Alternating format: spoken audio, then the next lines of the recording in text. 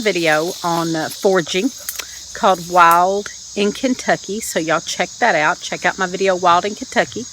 And I already had several people ask me, okay, so you showed us some wild plants now and what they're good for, but show us how to use them.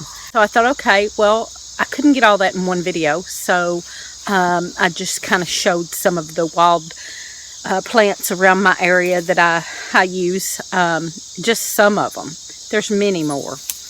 But I thought, okay, well, we'll start with a couple and just give all the uses and benefits and show you how to use some of them, one or two at a time. So the first one I'm going to show today is right behind my head here is goldenrod.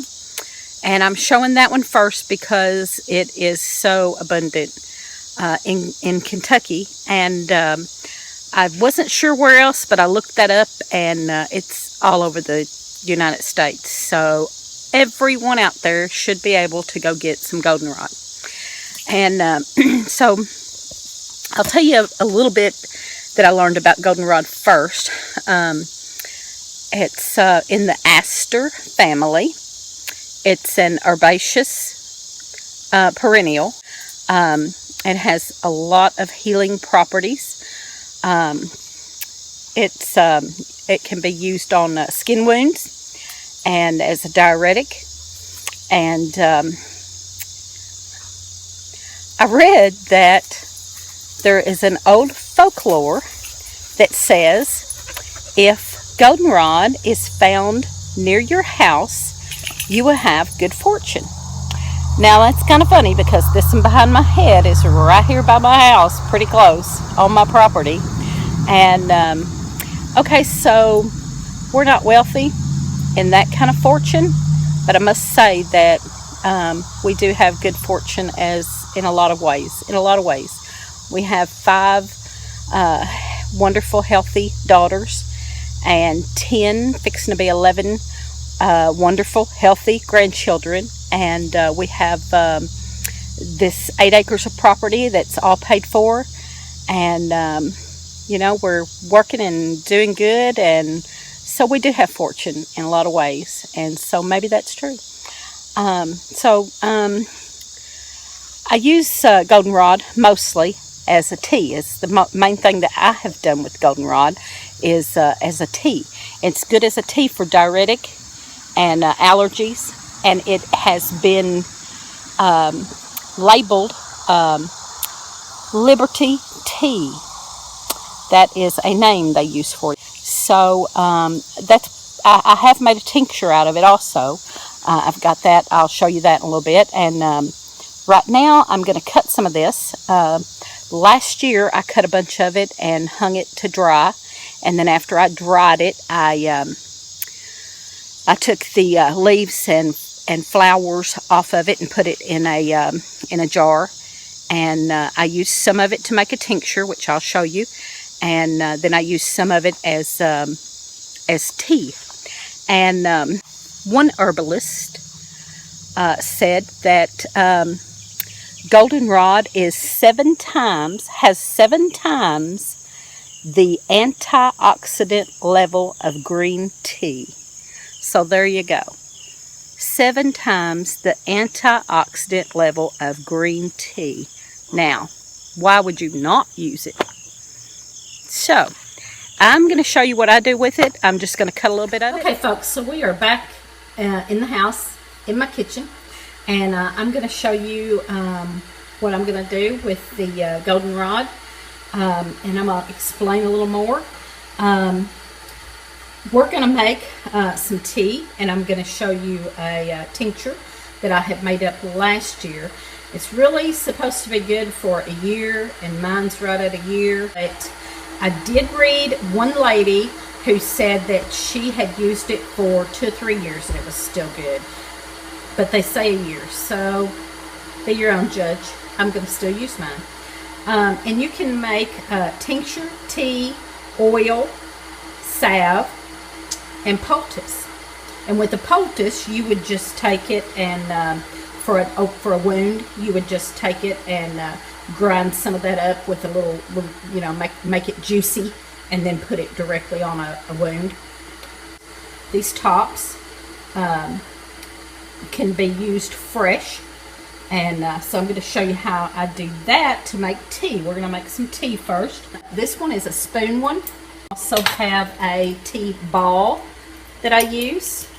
I use this one a lot because it holds more.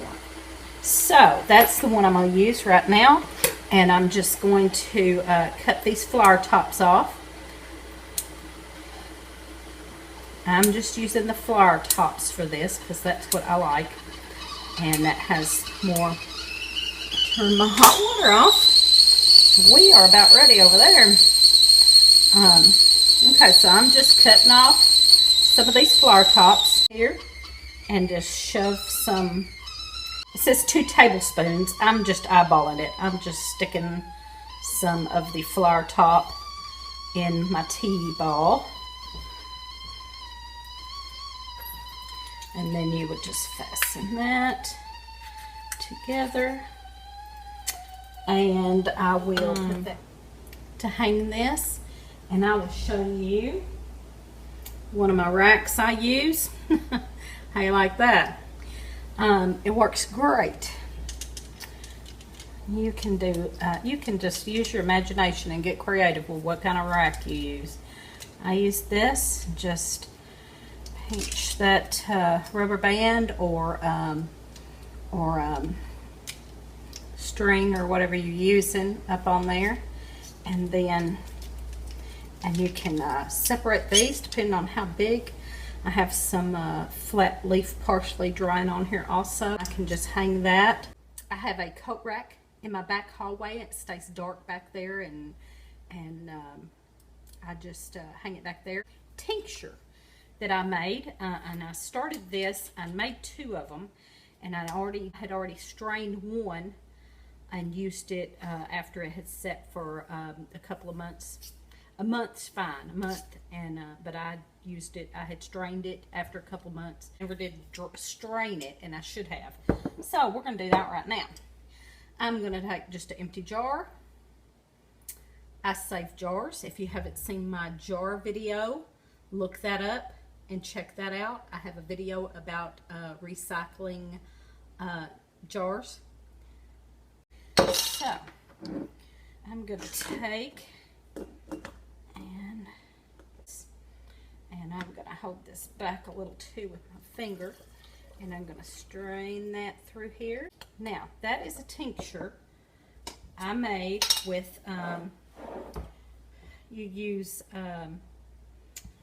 you fill up a jar about halfway. Goldenrod tops, you can use some of the leaves and tops.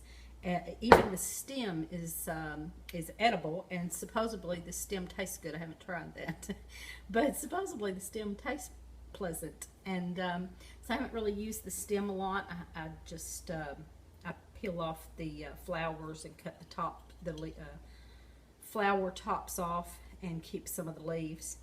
So about halfway with that, and then you're going to fill it the rest of the way up near full, or at least up above the flour good.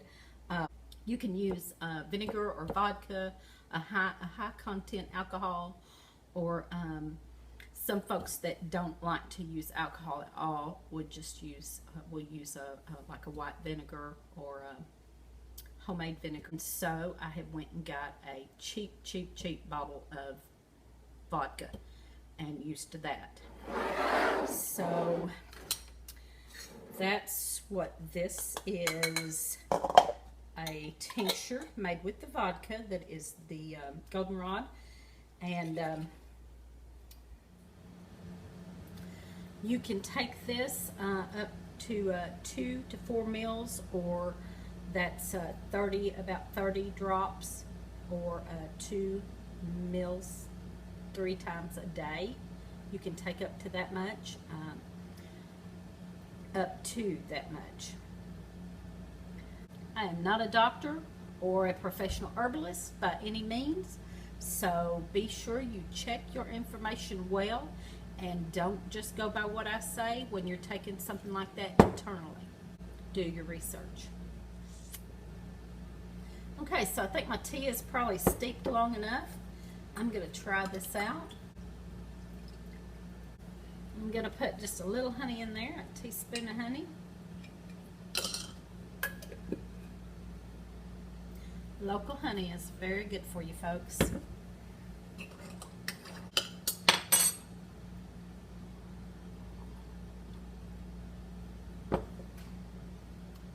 That's pretty good. Thanks for watching, and y'all give me a thumbs up and subscribe to my channel. And if you keep watching, I'll go through all of those plants that I showed. I'll go through each one and hopefully show you what to do with those. So y'all keep watching.